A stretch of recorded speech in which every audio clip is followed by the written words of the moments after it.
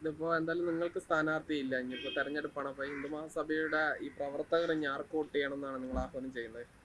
ഒന്ന് അവരുടെ മനസാക്ഷി അനുസരിച്ചിട്ട് ഇപ്പൊ എത്രയോ നല്ല ആൾക്കാരുണ്ട്, അവരെ സഹായിച്ച ആൾക്കാരുണ്ട്, അവർക്ക് വേണ്ടിയിട്ട് അവർ ചെയ്തിട്ട് അല്ലാത്തവർ നോട്ടൊക്കെ കൊടുക്കട്ടെ. അല്ലാതെ പക്ഷെ നമ്മൾ ഇതുകൊണ്ട് തുടങ്ങാൻ പോവുകയാണ്. ബി ജെ പിയുടെ സ്റ്റേറ്റ് ലെവലിലുള്ള എല്ലാ ചീറ്റിങ്സും എക്സ്പോസ് ചെയ്യാൻ പോവാണ്. മാത്രമല്ല ബി ജെ പി ഇപ്പോൾ കുറേ വാഗ്ദാനങ്ങൾ 10-12 കോടി രൂപയുടെ വാഗ്ദാനങ്ങൾ കൊടുത്തിട്ടുണ്ട്. ഇവിടെ ഒരു വാസുമാഷി ഇവിടെ ഒരു പാലത്തിൻ്റെ കാര്യം പ്രകാശ് ജാവേദ്കറിന് ഒരു റിക്വസ്റ്റ് കൊടുത്തിരുന്നു, ഒരു നിവേദനം കൊടുത്തിരുന്നു. അത് മുഖ്യമന്ത്രിയുടെ ശ്രദ്ധയിൽപ്പെട്ടു, പ്രധാനമന്ത്രിയുടെ ശ്രദ്ധയിൽപ്പെട്ടു, എല്ലാവരുടെയും ശ്രദ്ധയിൽപ്പെട്ടു. പക്ഷേ യഥാർത്ഥത്തിൽ പ്രൈം മിനിസ്റ്ററാണ് അതിന് സഹായിക്കേണ്ടത്. ആ പ്രൈം മിനിസ്റ്ററുടെ ഫണ്ട് ഇതിനു വേണ്ടി ഉള്ള സാധനമാണ്. എന്തെങ്കിലും ഒരു സഹായം ഇവർ ചെയ്തിട്ടുണ്ടോ? ഇല്ല. ഇന്നലെ ഒരാൾ, ഞാനിങ്ങനെ ചില മണ്ഡലങ്ങൾ എടുക്കുകയാണെന്ന് പറയുന്ന ഒരാൾ ഇവിടെ വന്ന് നിലമ്പൂർ എടുക്കുകയാണെന്ന് പറഞ്ഞിട്ട് പോയിട്ടുണ്ട്. അപ്പോൾ ആ എടുക്കുകയാണെന്ന് പറഞ്ഞ ആളുടെ അടുത്തുകൂടെ എനിക്ക് ഒരു കാര്യം പറയാനുള്ളൂ. ബി ജെ പിയുടെ ആൾക്കാർ നടത്തുന്ന അഴിമതിയും ഇതും ഞാൻ കഴിഞ്ഞ പ്രാവശ്യം വ്യക്തമാക്കി. ഇപ്പം നമ്മുടെ പത്മനാഭ സ്വാമി ക്ഷേത്രത്തിൽ ഒരു ഗോശാല സ്റ്റാർട്ട് ചെയ്തു. 3.25 കോടി രൂപയാണ് അവിടെ നിന്ന് അടിച്ചുകൊണ്ട് പോയിരിക്കുന്നത്.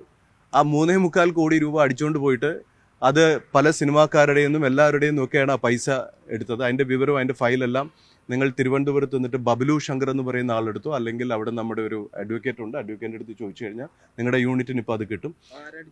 അത് നമ്മളിങ്ങനെ ചില മണ്ഡലങ്ങൾ എടുക്കുകയാണെന്ന് പറഞ്ഞ് വിളിക്കുന്ന ഒരു BJP നേതാവുണ്ട്. ഞാൻ ഇങ്ങനെ എടുക്കുക എന്ന് പറയുന്ന ഒരാളുണ്ട്. അപ്പോൾ ആ സാധനം, ആ പൈസ എത്രയും പെട്ടെന്ന് തിരിച്ച് ആ പത്മനാഭ സ്വാമി ക്ഷേത്രത്തിൻ്റെ ഭക്തർക്ക് തിരിച്ചു കൊടുക്കണം. കൊടുത്തില്ലെങ്കിൽ ഇനി വരാൻ പോകുന്ന ദിവസങ്ങളിൽ ജനങ്ങളുടെ കയ്യിൽ നിന്നും പിടിച്ചു പറിച്ച പൈസയുടെയും ഇവർ നടത്തിയ എല്ലാ അഴിമതികളും സമൂഹം അറിയും. അല്ല, അതിന്റെ ഒരു വ്യക്തതയ്ക്ക് വേണ്ടി ചോദിക്കാൻ, സുരേഷ് ഗോപിക്ക് എങ്ങനെയാണ് അവിടെ നിന്ന് പത്മനാഭസ്വാമി ക്ഷേത്രം പോലെയുള്ള അതീവ സുരക്ഷയുള്ള സർക്കാരിന്റെ ഒക്കെ മേൽനോട്ടമുള്ള ഒരു സ്ഥലത്ത് നിന്ന് അങ്ങനെ അടിച്ചുകൊണ്ട് പോകാൻ കഴിയും?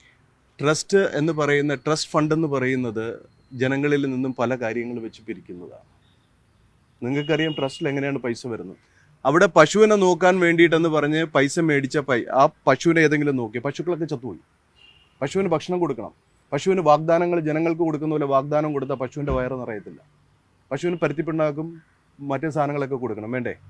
അല്ലാതെ ഇങ്ങനെ ഞാൻ ഇതെടുക്കുക എന്നൊന്നും പറഞ്ഞ് നടക്കില്ല. അവിടെ നിന്ന് എനിക്ക് കിട്ടിയ വിവരം അനുസരിച്ച് പ്രോപ്പർ സോഴ്സിൽ നിന്ന് കിട്ടിയതാണ്.